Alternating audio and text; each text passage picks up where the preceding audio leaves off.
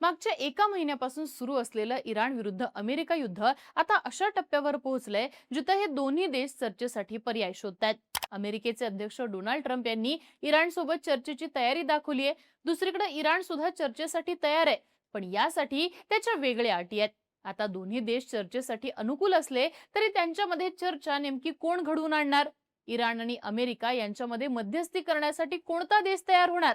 तर यासाठी अनेक देशांचे पर्याय सुद्धा समोर आलेले आहेत. ओमान हा सुरुवातीपासूनच चर्चा घडवतोय. इराण आणि अमेरिका यांच्यातल्या न्यूक्लिअर डीलसाठी मध्यस्थी ही ओमाननेच केली होती.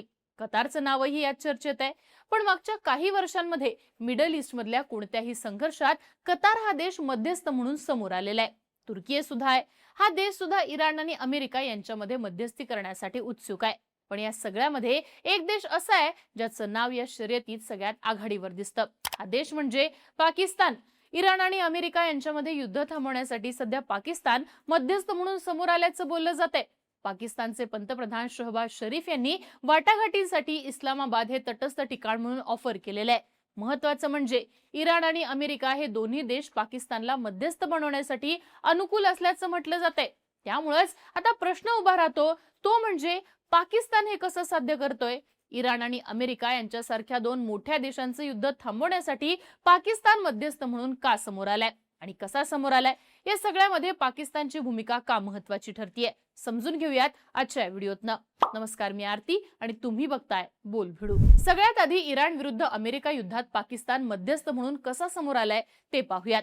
तर ट्रम्प प्रशासनानं युद्ध थांबवण्यासाठी इराणकडे 15 अटींचा प्रस्ताव पाठवलाय. यामध्ये इराणच्या न्यूक्लिअर प्रोग्रामवरती निर्बंध, हॉर्मुझचा मार्ग खुला करणं, 30 दिवसांचा युद्धविराम अशा अनेक अटींचा समावेश आहे. या अटी अमेरिकेनं पाकिस्तानच्याच माध्यमातून इराणकडे पाठवलेल्या आहेत. दुसरीकडे इराणच्या सुद्धा काही अटी आहेत. यामध्ये हे युद्ध तात्काळ थांबवावं, अमेरिकेनं इराणला झालेल्या नुकसानीची भरपाई द्यावी अशा अनेक अटींचा समावेश आहे. या सगळ्यामध्ये पाकिस्तान हा देश मध्यस्थ म्हणून समोर आलाय. पाकिस्तानचे पंतप्रधान शहबाज शरीफ यांनी राजधानी इस्लामाबादला चर्चेसाठीचं तटस्थ ठिकाण म्हणून अधिकृत प्रस्तावही दिलेला आहे. खरं तर तुर्की, ओमान, इजिप्त यांच्यासारखे देश सुद्धा मध्यस्थीसाठी प्रयत्न करतात. पण चर्चेचं ठिकाण म्हणून इराणची पसंत इस्लामाबाद असल्याचं रिपोर्ट्समधनं सांगण्यात येते. जर्मनीचे परराष्ट्र मंत्री योहान वेडफुल यांनी असं सांगितलंय की इराण आणि अमेरिका यांच्यामध्ये यापूर्वीच अप्रत्यक्ष संपर्क झालेला आहे. आता ते थेट चर्चेची तयारी करतायत. त्यांनी पुढे असा दावा केलाय की दोन्ही बाजूंच्या प्रतिनिधींमध्ये प्रत्यक्ष भेट घडवून आणण्याची तयारी सुरू आहे आणि ही भेट लवकरच पाकिस्तानात होण्याची शक्यता आहे. एशिया टाइम्सच्या रिपोर्टनुसार पाकिस्तानचे फील्ड मार्शल मुनीर यांनी याच आठवड्यात डोनाल्ड ट्रम्प यांच्याशी फोनवरनं थेट संवाद साधलाय. त्यानंतर पाकिस्तानचे पंतप्रधान शहबाज शरीफ यांनी इराणचे अध्यक्ष मसूद पेझेश्कियान यांना फोन केला. जर चर्चा पुढे सरकली तर अमेरिकेकडनं उपाध्यक्ष JD व्हान्स हे मुख्य वाटाघाटी करण्याची शक्यता आहे.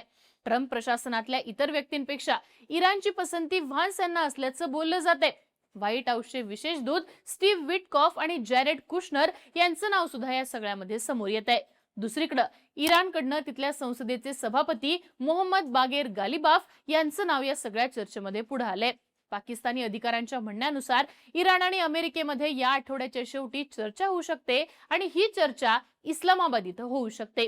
यासाठी व्हान्स, विटकॉफ आणि कुशनर इस्लामाबादमध्ये येऊ शकतात. म्हणजेच या चर्चेमध्ये पाकिस्तानचा रोल सगळ्यात मोठा असू शकतो. पण पाकिस्तान हे सगळं का करतोय? युद्ध थांबवण्यासाठी अमेरिका आणि इराण हे पाकिस्तानच्या माध्यमातून चर्चेसाठी का तयार होत आहेत ते सुद्धा पाहूयात. खरं तर पाकिस्ताननं आतापर्यंत या युद्धापासून स्वतःला दूर ठेवण्याचा प्रयत्न केला होता. पाकिस्ताननं अमेरिकेचं नाव न घेता अमेरिका आणि इस्रायलनं इराणवरती केलेल्या हल्ल्याचा निषेध केलेला. पाकिस्ताननं गेल्या वर्षी सौदी अरेबियासोबत संरक्षण करार केला होता. मात्र इराणनं जेव्हा सौदीवरती हल्ला केला तेव्हा पाकिस्ताननं इराणवरती कोणताही प्रतिहल्ला केला नाही. या उलट पाकिस्ताननं इराणी अधिकाऱ्यांशी नियमित असा संवाद आपला कायम ठेवलाय. आता पाकिस्तान युद्ध थांबवण्याचा प्रयत्न करतोय, कारण हे युद्ध जितकं लांबेल तितकं नुकसान पाकिस्तानला होणार आहे. युद्धामुळे हॉर्मुझच्या मार्गे होणाऱ्या तेलाच्या वाहतुकीत अडथळा आलाय. आता हा जो मार्ग आहे तो पाकिस्तानसाठी सुद्धा अत्यंत महत्वाचा आहे, कारण पाकिस्तानच्या गरजेच्या तब्बल 81% तेल आखाती देशांमधून येतं. सुरू असलेल्या या युद्धामुळे आधीच पाकिस्तानच्या अर्थव्यवस्थेला मोठा असा धक्का बसलेला आहे. तेलाच्या किमती या वाढल्यामुळे पाकिस्तानला खर्चामध्ये कपात करावी लागतीये. तेलाच्या किमती जर आणखी वाढल्या तर पाकिस्तानमध्ये महागाई ही प्रचंड वाढण्याची शक्यता आहे. त्यामुळे इराण विरुद्ध अमेरिका हे युद्ध थांबवणं ही पाकिस्तानची सगळ्यात मोठी गरज आहे आणि पाकिस्तान यासाठी इराण आणि अमेरिकेत चर्चा घडवून आणतोय. पण हे दोन्ही देश यासाठी का तयार होत आहेत? ते पाकिस्तानचा मध्यस्थ म्हणून नेमका का स्वीकार करतायत? तर पाकिस्तान आणि इराण हे दोन्ही देश एकमेकांचे शेजारी आहेत. या दोन देशांमध्ये जवळपास 900 किलोमीटरची बॉर्डर आहे जी बलुचिस्तान मधनं जाते. बलूच लोक बॉर्डरच्या दोन्ही बाजूला राहतात आणि पाकिस्तानातले बलूच हे सध्या अशांत आहेत. ते पाकिस्तानकडनं स्वातंत्र्याची मागणी देखील करतात. अशा परिस्थितीत त्यांना जर इराण मधल्या बलूच लोकांची साथ मिळाली आणि असं झालं तर ही इराणसाठी सुद्धा मोठी डोकेदुखी ठरू शकते. इराण आधीच अमेरिका आणि इस्रायलकडनं हल्ल्यांचा सामना करतोय. तो यमनमध्ये हुती आणि लेबनॉनमध्ये हिजबुल्ला यांसारख्या बंडखोरांना देखील मॅनेज करतोय. इराणमध्ये अमेरिकेच्या फौजा उतरण्याची सुद्धा भीती आहे. अशा सगळ्या परिस्थितीमध्ये इराणची पूर्व सीमा जी पाकिस्तानला लागून आहे ती शांत राहणं हे इराणसाठी अत्यंत आवश्यक आहे. पाकिस्तानप्रमाणेच जर इराणमधल्या बलूच लोकांनी सुद्धा स्वातंत्र्याची चळवळ सुरू केली तर इराण देखील अडचणीत सापडू शकतो आणि हीच परिस्थिती निर्माण होऊ नये यासाठी इराण सध्या पाकिस्तानशी जुळवून घेताना दिसतोय.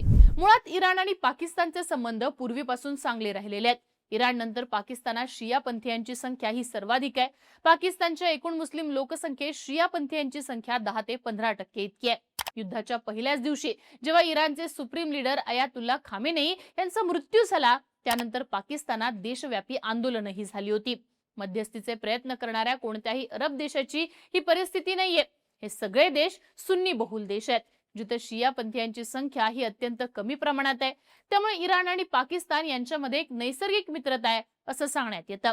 इराणमध्ये जेव्हा 1979 साली इस्लामिक क्रांती झाली तेव्हापासून अमेरिका आणि इराण यांच्यामध्ये कोणतेही औपचारिक संबंध नाहीयेत. अमेरिकेत इराणचं अधिकृत असं दूतावास होतं पण 80व्या दशकापासून तिथलं कामकाज बंद आहे. अशा परिस्थितीत इराणचं अमेरिकेतलं कामकाज हे पाकिस्तानी दूतावासातनच पाहिलं जातं. पाकिस्तानला जेव्हा 1947 साली स्वातंत्र्य मिळालं तेव्हा इराण त्याला मान्यता देणाऱ्या सुरुवातीच्या काही देशांपैकी एक होता आणि अशा प्रकारे पाकिस्तानचा अमेरिका आणि इराण या दोन्ही देशांसोबत थेट संपर्क आहे. आता याचाच वापर करून पाकिस्तान या दोन देशांमध्ये मध्यस्थी करण्याचा प्रयत्न करतोय असं सांगण्यात येत आहे. पाकिस्तानकडे मध्यस्थीसाठी आणखी एक ऍडव्हान्टेज आहे ते म्हणजे पाकिस्तान हा एकमेव मुस्लिम देश आहे ज्याच्याकडे न्यूक्लिअर वेपन्स आहेत. हे युद्ध अमेरिका आणि इराण यांच्यात होते. अमेरिका हा न्यूक्लिअर सुपर पॉवर आहे तर इराण हा न्यूक्लिअर वेपन्स बनवण्याचा प्रयत्न करतोय.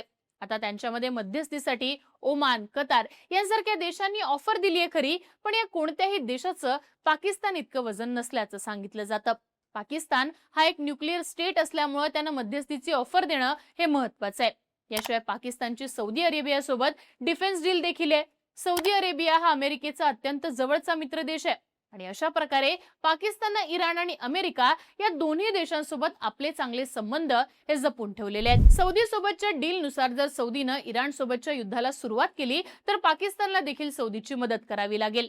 अशा परिस्थितीत हे युद्ध आणखीनच मोठं होण्याची शक्यता आहे ज्यामुळे नुकसान अर्थातच पाकिस्तानला होईल. त्यामुळे पाकिस्तान हे युद्ध थांबवण्याचा एवढा प्रयत्न करतोय. या सगळ्यामध्ये आता सगळ्यात महत्त्वाची भूमिका ठरली आहे ती पाकिस्तानी नेत्यांचे डोनाल्ड ट्रम्प यांच्यासोबत असलेल्या वैयक्तिक संबंधांची. डोनाल्ड ट्रम्प यांच्या दुसऱ्या कार्यकाळात पाकिस्तानचे अमेरिकेसोबतचे संबंध हे पुन्हा चांगले झालेले आहेत. असीम मुनीर यांचा थेटपणे संपर्क हा ट्रम्प यांच्याशी आहे. जानेवारीमध्ये दावोस इथं मुनीर यांनी ट्रम्प यांची भेट घेतल्यानंतर पाकिस्तान लगेचच ट्रम्प यांच्या बोर्ड ऑफ पीस मध्ये सामील झालेला. गेल्याच वर्षी पाकिस्तानच्या सर्वोच्च नेत्यांनी ट्रम्प यांना नोबेल शांतता पुरस्कारासाठी पाठिंबा दिला होता.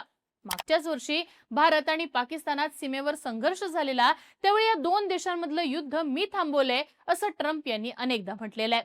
भारतानं जरी हा दावा फेटाळला असला तरी पाकिस्ताननं मात्र वेळोवेळी ट्रम्प यांचा हा दावा स्वीकारलेला आहे आणि याच माध्यमातून पाकिस्तानच्या नेत्यांनी सुद्धा डोनाल्ड ट्रम्प यांच्यासोबत पर्सनल रिलेशन्स मेंटेन केलेले आहेत.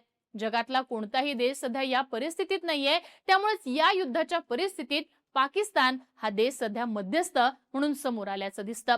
एकूणच काय तर आता इराण आणि अमेरिका युद्ध हे चर्चेच्या पातळीवरती आलेलं आहे आणि ही चर्चा घडवून आणण्यामध्ये पाकिस्तानची भूमिका सगळ्यात महत्त्वाची ठरतीये. पाकिस्तान अशा मोजक्या देशांपैकी एक आहे ज्याचे इराण आणि अमेरिका या दोन्ही देशांशी चांगले संबंध असल्याचं दिसतं. या युद्धामध्ये पाकिस्तान मध्यस्थी करण्याची चर्चा आहे ती यामुळेच. तुम्हाला या सगळ्याबाबत काय वाटतं? खरंच अमेरिका आणि इराण यांच्या युद्धामध्ये पाकिस्तान मध्यस्थी करण्यात यशस्वी ठरेल का? त्यामुळे हे युद्ध थांबेल का? याबद्दलची तुमची मतं आणि प्रतिक्रिया कमेंट बॉक्समध्ये लिहून कळवा आणि बोलबिडूच्या YouTube चॅनलला नक्की सबस्क्राईब करा.